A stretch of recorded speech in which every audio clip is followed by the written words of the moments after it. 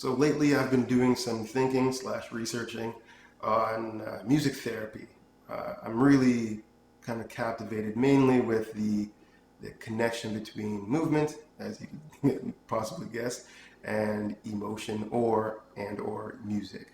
So we use music as a link to emotion because music can make us feel things. Although it doesn't create a feeling out of nowhere, we have to be able to have the feeling, and it kind of amplifies it to the front of our experience, and therefore we can have that emotion. In movies, we add then visuals to it that heighten the same thing, kind of creating an environment to have the emotion reflected off of, plus heightening the stimulus by using music. However, I think that the more therapeutic part of this thing is the interesting ability of music to penetrate deeper than thought. In fact, after looking through a few things, I'd say that it kind of suspends thought. And in kind of taking the mind process out of it, it allows kind of a direct interaction between the body and the subconscious and or emotion and or rhythm found also in the subconscious.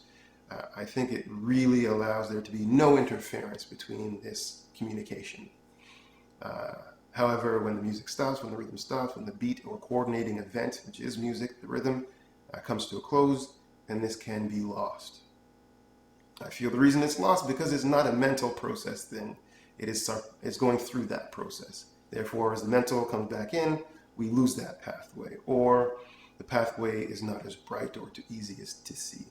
I think this is part of the power of the restoring ability with, I think, Parkinson's and music therapy and dementia and music therapy.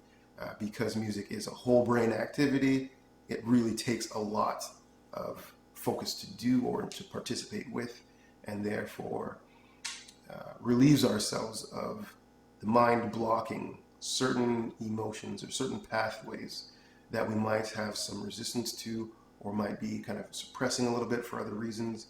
And in that same point, pushing those blocks away, it unifies into the positive, therefore giving a direct channel to our physical expression. Feeling good from that movement is also a very good thing. So because this is possible, we'd say that for some reason or somehow, the emotions and music are really in the environment of the subconscious, right? And in that interaction, it seems that music has the ability to bring out emotion to the forefront of our experiencing now, especially if there's a really strong tie previous to the, let's say, musical combination.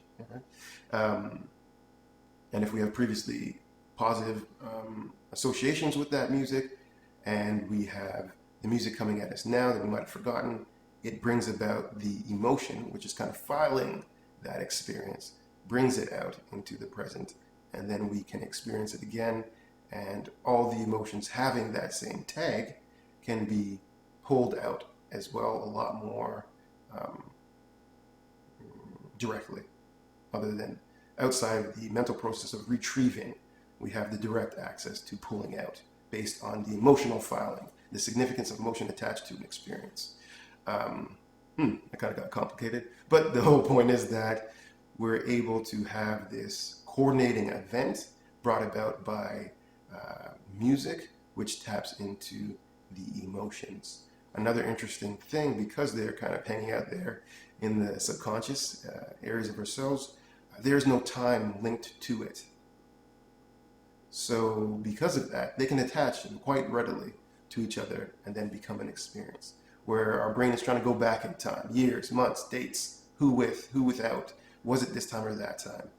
This does not happen in this experience. It is the emotion as itself is brought out. We have the experience and therefore can make new connections with this emotion being brought to the forefront of the mind. I think this is also very interesting. A way of getting out of our own way, kind of, I guess, neurologically or with this orienting force that we call emotion. and music allows us to coordinate new experiences and build on them. And this is, I think, the physical portion of the power of the therapy of music. I think they used to say in Greece, is it? Ancient Greece, music for the soul and gym for the body, essentially. So there is some kind of wisdom, I think, still lingering in that statement as we see in music therapy. And as I use this very interesting model of information to add to the self-care model, in the sense that we can add coordination, or it is possible to coordinate a whole system by a specific key event challenge.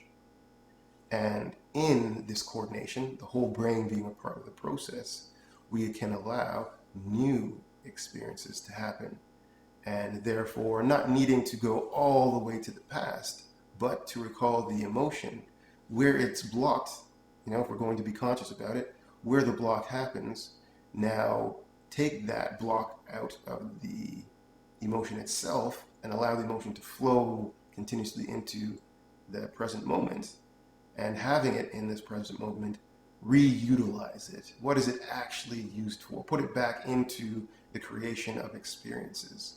So therefore, happiness can be present in all things and seen for its presence and let in because it's there, as opposed to a mental block saying, I am never happy because this happened then, right?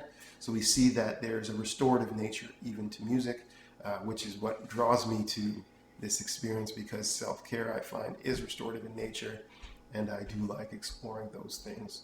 So this is all for now on that topic of music, emotion, self-care, the subconscious, and movement. That's a lot of stuff. Until next time, I think we'll add some more perspectives to how this plays out in my current focus of self-care, which is the physical health realm of things. All right, thank you very much, and have a great day.